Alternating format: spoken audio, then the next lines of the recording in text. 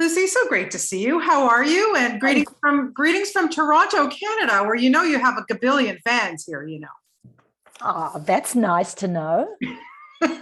You Yeah. should know that. It's yeah, for many, many years you have. Yeah, we love you here, and it's so great to have the opportunity to talk to you. Thank This you. movie, okay, I got lots to ask you here because I guess the only way that I can describe this is it's really trippy. What was your reaction to Yes, it? that's what I thought too. This is so trippy and so old school that I have to do it. Like it's so weird, and it's obviously a labor of love, and I just want to help these people. Yeah, And I think I can bring something to this role of Zod and this bog witch, a right? hag from the bog. It's like Yeah. that sounds like me. And my reps went, really, Lucy, do you want to be seen that way? And I went, yeah, Why not? Why not? I mean, that's me. look, you've already done the Warrior Princess thing. I think that this is the next step up for you. Yes. Step across, step across. So tell me a little bit about, okay, let's go back to the origins of it and how it was presented to you and, where it all came from. And then, how did they get hold of you to say, we want you to star in this great animated film? They sent it to my agent who, they're just traditional channels. And I took a look at it and just went, oh my God, this reminds me of my earliest television memories. Right. Yes. And I just immediately went, I want to do this. It was just so oddball and so retro, and yet there's something new about it, because it's an environmental theme. And yeah, I just there's so much about it that is their limitations, what they had for budget, and because it was such a labor of love. The Yeah, limitations are actually what makes it edgy. Do you know what I mean? Like they for didn't sure. have professional stunt people showing them how to do things with a certain rhythm that is very recognizable to somebody like me who's worked in action a lot. Right. It's kind of this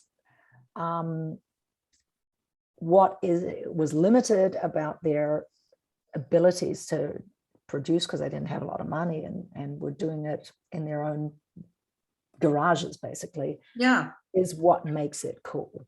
So yeah, I just wanted to help some people who are doing something groovy and that was so passionate about it. Yeah. Yeah, and tell me a little bit about the voiceover process, Lucy, because it's different. Like well, as you said, first of all, yes, it reminded me of my childhood memories of me watching like those old cartoons, Do you remember Clutch Cargo? right? Okay, like Jason and the Argonauts, like that Yeah. kind of stuff, like Yeah. Hercules, those Yeah. cartoons where it was all rotoscope, like drawn like Yeah. that and everything. So Yeah. first of all, yeah, He-Man, not He-Man, Hercules. yes, He-Man. He-Man, Yeah. exactly. Yeah. Yeah, totally. Yeah, we're about the same age, so for sure. And so it brought me right back to that, and I thought, oh God, like when I was a kid, like was it that trippy? Like maybe I should go back and watch them now, but I don't know. I would probably see it in a whole different light.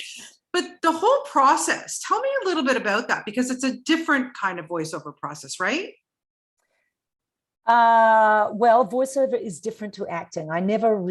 It's taken me a while to learn it because as an actor, because my main job is acting, I'm not a voice actor specifically. Right. It takes a while to get practiced at it, to understand how to do it. But this was different in that it had already been animated to somebody else's style of talking. And because they weren't actually a seasoned actor, it had a weird cadence, somebody else's cadence, So it actually works for my character because she's from the bog. So she's kind of got this accent that we tried to make not too recognizably anything in particular. But the fact that she's a bit talking in a slightly stilted way made it easier for me to work myself into somebody else's cadence. But that is often the difficulty when you're lip syncing to something that somebody else has performed. Right. And then you also don't have anybody to play off of, as you were saying, Yeah. like a voice actor is so different than real acting, especially somebody like Yeah. you who's used to that, like, Yeah. action and stuff. What's that like to be in a booth or wherever you did the voiceover and not have that person to work off of? Well, just a huge leap of faith, really. You don't know, because Yeah. that'll be put in later. So I guess you just act as if you are talking to the person who's in the booth across the glass, double glass from you. And yeah, you hope for the best. That's the producer's job, or the voice producers. They're awfully good at that, to try to get everybody sounding like they're in the same room. But yeah, I don't know. Did it work? It worked. It totally worked. It was so cool to see or to hear you come out of this animated character's body. What was it like for you the very first time you watched this back and heard your voice come out of her? I kind of liked it. I mean, she's kind of ugly beautiful, right? She's naked the whole time, but there's nothing sexual about her. She's not preyed upon sexually, which is a nice departure, because that's always what happens to naked women, right? Yes. They get horribly preyed upon. Right. That doesn't happen, but she is treated very badly, but just not in a sexual way, which is just a relief. Nice. Yeah. Oh, 100%. No, 100. Yeah, 100%. I mean, she's trying to save the environment, for goodness sake, but also, did you relate to her on any level? She's just she's a very natural human being who has no particular awareness of, and she has no awareness of her beauty or lack thereof. So yeah, she's just a being who doesn't bother to define herself, who's never had the need, isn't from a culture that requires that. And that's let's face it, that's who we really are. Until somebody makes us articulate something different about ourselves, we don't have a particularly inquiring mind, she's about ourselves. Yeah. That's sort of foisted upon us by society, who goes, you're not like the rest of us. Right. And then you have to go, am I not? Why? And obsess on it. She doesn't have any neurosis. That's what it is. Yeah. It's great. No, it's a great character. I love that you're involved with it and stuff. And I wanted to ask you, I mean, we also, we get Acorn TV here too. And My Life is Murder, great series. You are so good in that. And what is it these days when you get something presented to you and you think, yeah, I'll do that. No, I won't do that. What makes you do something? It's got to be something that scares me a little bit. It's got to be something new about it. So in the case of My Life is Murder, it was that I'd be stepping into producing. And it wasn't so much about being scared. It was about doing something which put out good vibes into the world. Because even in 2019, when we were conceiving of the show, I felt the world was a bit dark, and I just didn't want to be part of something that was full of sex and violence and misery and whatnot. I want something that gives people a little psychic break from feeling the world is so unsafe and unstable and unkind and unjust. Yeah. So we're doing this little murder show, which wraps up at the end of the episode. You're gonna feel good. You've solved the crime. You'll be with these people that you've come to really enjoy spending time with. So it's a little bit of like, meet you at Acorn, hang out with us, and we'll set the world to right a little bit. Well, it's great. And speaking of, liking to hang out with, you had a little reunion at the end of season 2 there with Renee. I'm sure like the Xena fans must have gone flipping apeshit to see that. What was that like? Was that something that you guys had been, I know you're obviously remained friends, but first time on TV together in 20 years, Lucy. Yeah. What was that like to step on that set with her? I'm sure memories were flooding back. It must have been amazing.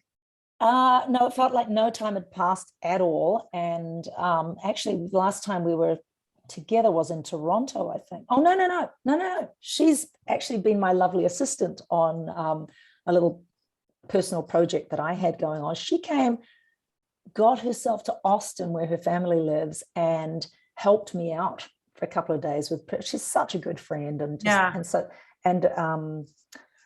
she's really gifted. You know, she's produced a lot of things and a lot of stage shows, so she just gets stuff done, you know. Yeah. Anyway,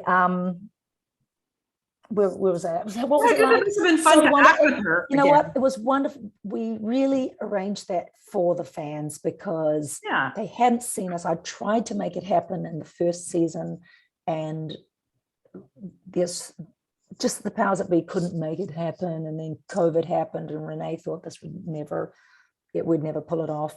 But the New Zealand producers, because we moved the show to New Zealand, they knew how important that would be to the fans, and that it was valuable, you know, to do that. And even though there were all the COVID restrictions and quarantine and all that stuff, they managed to pull it off. And that was our love letter to the fans who well, they appreciated us together again. You mentioned Toronto because you do come here. We have these, you know, these fan cons here, and it's, well, you know, it must be a thrill to you, honestly, like so many years later, that people still love that show so much, or they show it to their kids, and you get new people watching it. They've never seen it before. I can't imagine what it's like for you to meet up with these fans and how, you know, how humbling that is for you.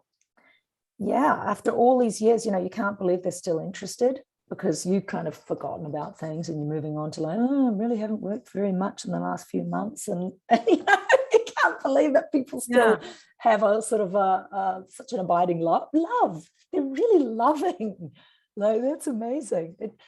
I guess that's the thing with love, you know, it doesn't diminish unless you do something to, you know, let people down. And that's something we don't ever want to do with our fans. You're nothing without them. Yeah.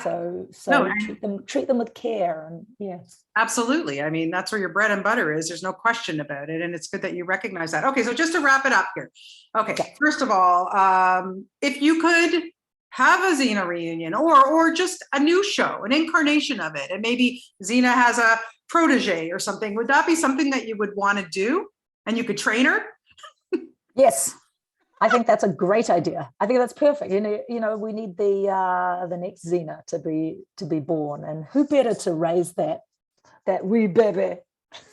Hey, I think we have an idea. I'll start writing the script, and I'll get back to you on that. Yeah, little Xena has 2 mummies. Right?